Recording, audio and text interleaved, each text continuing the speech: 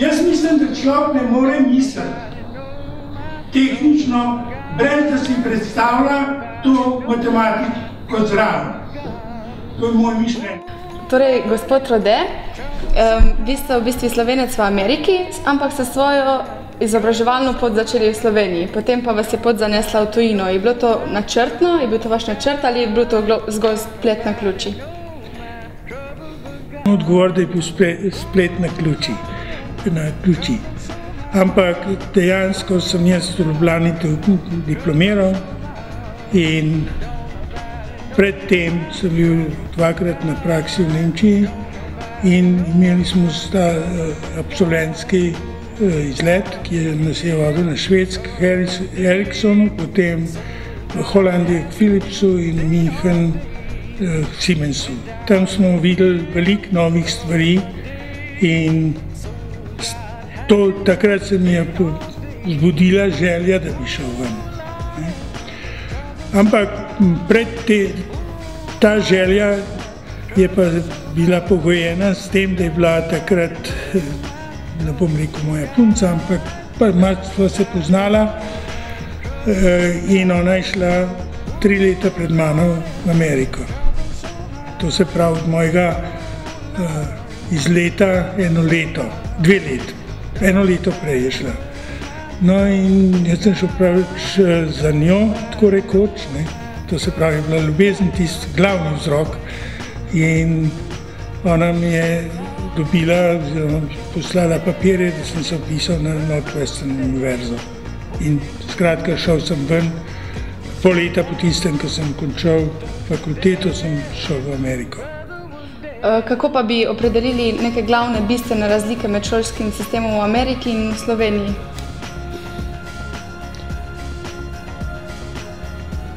Tem govoru jaz zdaj ne poznam, kako imate zdaj. Takrat se mi zdi, da osnovna šola, oziroma gimnazija, je bila tukaj boljša. Ampak na univerzi se je pa to spremenilo.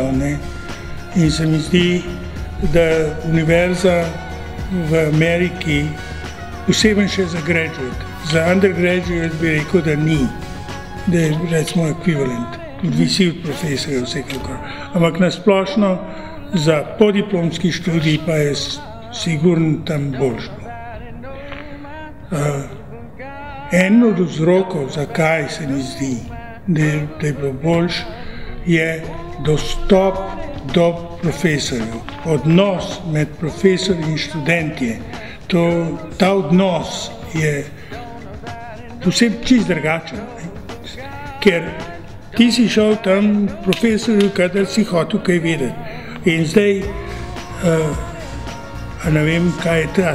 Po eni strani so profesorji tukaj bolj rezervirani, po drugi strani so pa študentje bolj šaj. Kaj je šaj po slovenski? Sramežljivi.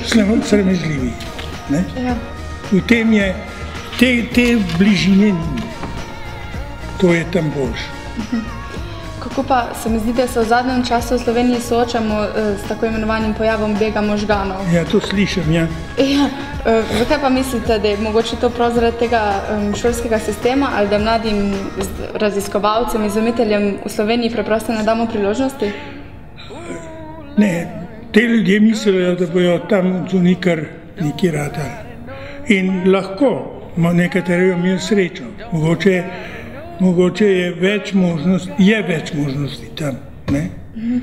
Ampak jaz mislim, da danes je svet tako majhen, da tudi če nekaj tukaj pogrunta, lahko zunaj prodaja. Sej danes ali pa na računalniku je. Sej ni nobene razdalje več. Globalizacija. Ja, ampak pogoji, recimo jaz ne vem, kako so tla pogoji, ampak to, kar slišim, da so restrikcije, pa pravila, pa kaj spem, da ljudje nimajo zadosti svobode, da bi delali to, kar bi hoteli, ali podjetja so bolj obdavčena, kje druge, ne vem kaj je. Ampak jaz mislim, da so možnosti zunaj mogoče večje. In jaz upam, da meni se to ni zgodilo, ampak jaz upam, da bodo te ljudje zunaj neki pogruntali, potem bojo pa prišli domov, pa bojo doma začeli to delati in prodajali ven. Skratka, rad bi videl, da ti ljudje, ki grejo ven, in to jaz zelo odobravam, da grejo ven, ker dobijo nove izkušnje, širši pogled na svet. Ampak da bi prišli nazaj, pa tla ustvarjali nova službena dela, oziroma ustvarjali nove službe. To jaz upam, da se bo to zgodilo, ker lepšega kraja ne najde, ki je Slovenija. Vi imate tudi eno zanimivo prigodo v bistvu s podjetjem Apple, ki to takrat še ni bil, skoraj bi sodelovali z njim. No in Voznjak, ko je bilo pri Apple zelo všeč, zato je hotel, da bi tam ostal. Ampak pa se to ni zgodilo. On ni bil zato, da gresta na svoje. Ker njemu je bilo idealno pri HP-ju. Zvečer je za sebe delal, čez dan je delal tisto, tudi kar hoče delati. In jaz sem ponujeno službo, da grem k Apple v enem določenem času, ker je Steve Voznjak je povabil tistega gospoda, ki je njega vzel v službo pri HP. Ga je povabil, da bo vodil razvoj pri Apple. Tako da je Voznjak pa spet za njega delal. Je bil nekdo drug višji nad njim. No in ta človek je potem mene pa še enega drugega povabil, da gremo tja v službo. Ampak jaz sem takrat že to na svoje delal, tiste ključavnice in nisem šel.